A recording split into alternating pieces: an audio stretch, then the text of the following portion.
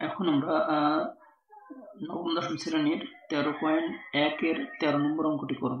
তো আমরা এখানে দেখতে পাচ্ছি যে কোনো সমান্তর ধারার 12তম পদ, এই যে তম পদ পেয়েছি, তম পদের সূত্র ব্যবহার করব। 12তম পদ 77 হলে এর প্রথম 23টি পদের সমষ্টি, তার মানে আমাদের আবার সমষ্টি সূত্র ব্যবহার করতে হবে।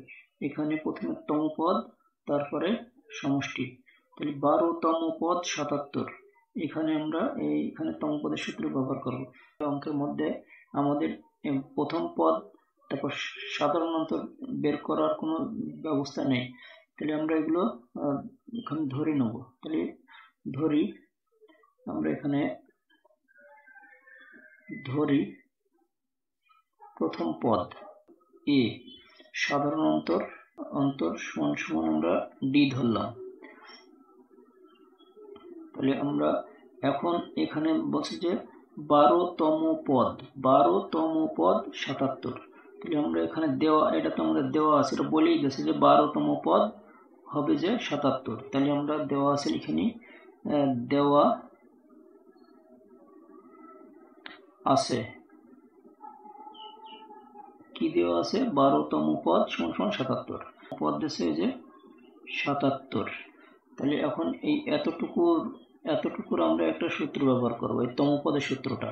আমরা যদি n তম পদ পড়তে পারি তাহলে আমরা 12তম পদও তো পড়তে পারি। আমরা n তম পদ পড়ার সময় n কে ঢুকাইতে পারি সূত্রের মধ্যে, তাহলে আমরা 12তম পদ পড়ার সময়ও আমরা 12কে সূত্রের মধ্যে ঢুকাবো। তার মানে যেখানে যেখানে n ছিল সেখানে সেখানে 12 ঢুকবে। তাহলে আমরা এখানে 12তম পদ এর সূত্রটা কি লিখবো, এখানে আমরা a প্লাস ইন্টু n, এর জায়গায় আমরা কি লিখবো 12 মাইনাস 1 ইন্টু ডি সমান সমান 77। বা এখন আমরা এর মান তো আমাদের নাই, তাহলে আমরা এই অবস্থায় রেখে দিই, প্লাস এইটা 12 থেকে 1 বাদ দিলে কত থাকে 11, তাহলে 11, আর এই ডি এটার সাথে কি অবস্থা আছে, গুণ হয়ে আছে, তাহলে এই যে ডি 11d সমান সমান 77।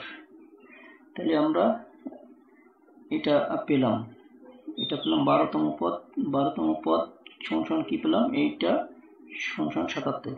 এখন আমরা সমষ্টি করব। এখন আমরা আমাদের বলেছে যে সমষ্টি করতে, এই যে এখানে বলেছে যে প্রথম 23টি পদের সমষ্টি কত, প্রথম 23টি পদের সমষ্টি। তাহলে আমরা লিখবো যে আমরা জানি n পদের সমষ্টি সমান সমান, সূত্রটা লিখবো। তাহলে আমরা এখানে লিখতে পারি যে আমরা জানি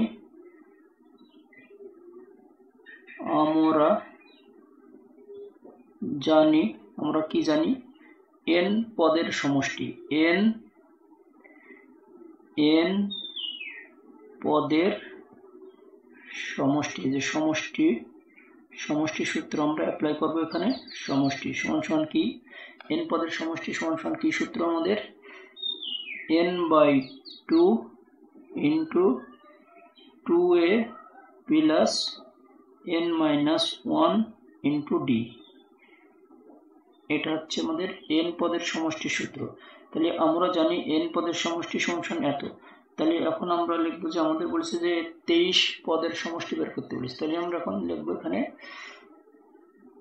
অতএব 23 পদের সমষ্টি, 23 পদের সমষ্টি। তাহলে যেখানে যেখানে n আছে সেখানে সেখানে 23 ঢুকবে। তাহলে আমাদের এখানে উপরে দেবো আছে 23/2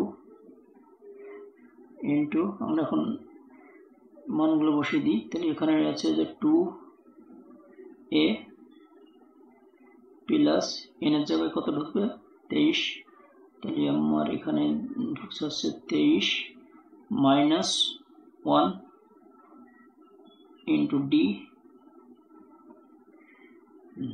তাহলে এখন আমার এখানে 23/2 থাকছে, আর এখানে আমি এখন গুণ করে দেব, তাহলে গুণ করার আগে এই কাজটা আমি করে নিই, যে 23 থেকে 1 বাদ দেবো, তাহলে আমি 22 পাবো।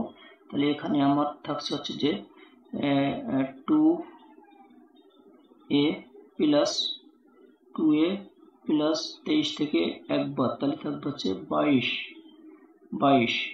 আর এই 22 এদের সাথে এই এর সাথে কি অবস্থায় আছে, ডি গুণ অবস্থায় আছে, তাহলে এই যে গুণ দিয়ে দিলাম। তাহলে এখন আমরা ব্র্যাকেটটা দিয়ে নিই, তাহলে সমান সমান এখন আমরা কি পাচ্ছি, এই জায়গা থেকে আমরা কি একটা কমন নেই, এই জায়গায় এখানেও 2 আছে, এখানেও 2 আছে, এই 22 এর মধ্যে 2 আছে, 22 এর মধ্যে এই যে 22 কে পড়তে গেলে আমাদের 1 2 3 এই যে 2 কে পড়ে তারপরে 22 পর্যন্ত যেতে হয়, তাহলে এই 22 এর মধ্যেও 2 আছে, আমার এখানেও 2 আছে, তাহলে এই এখান থেকে আমরা 2 কমন নেই, তাহলে এই পাশে আমরা 23/2 থাকলো। এখন আমরা এখানে কমন নেব, কমন নেওয়ার জন্য আমরা এখানে নেব হচ্ছে যে 2 কমন নেব, তাহলে থাকবে কত, আমাদের থাকবে হচ্ছে যে এখান থেকে 2 কাটা, কমন নেওয়া মানে কি ভাগ করা, তাহলে এখান থেকে 2 কাটা, তাহলে থাকে আমার a প্লাস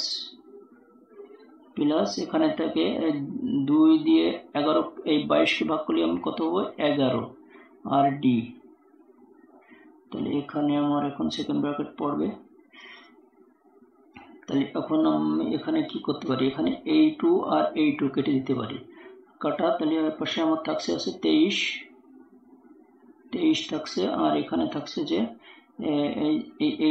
এইটা a প্লাস 11d, আমরা এখানে কি পেয়েছিলাম, a প্লাস 11d সমান সমান কত পেয়েছিলাম 77, সমান কত পেয়েছিলাম 77, a প্লাস 11d, আর আমাদের এখানে কি আছে এখন a প্লাস 11d, তাহলে এই জায়গায় আমরা 77 বসাই দেবো, তাহলে এইটার সাথে পুরোটার সাথে কি হয়ে আছে, গুণ হয়ে আছে, তাহলে আমরা যে গুণ চিহ্ন দিয়ে 77 দিয়ে দিই, এর পরিবর্তে 77, এই যে 77,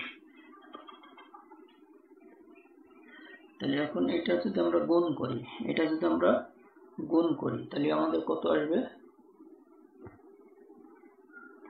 23 আর 77 যদি গুণ করি আমরা পাবো হচ্ছে যে 1771, তাহলে এটাই হচ্ছে আমাদের অ্যান্সার, এই যে 23 পদের সমষ্টি আমরা বের করে ফেললাম, 23 পদের সমষ্টি আমাদের এটাই হচ্ছে আমাদের অ্যান্সার।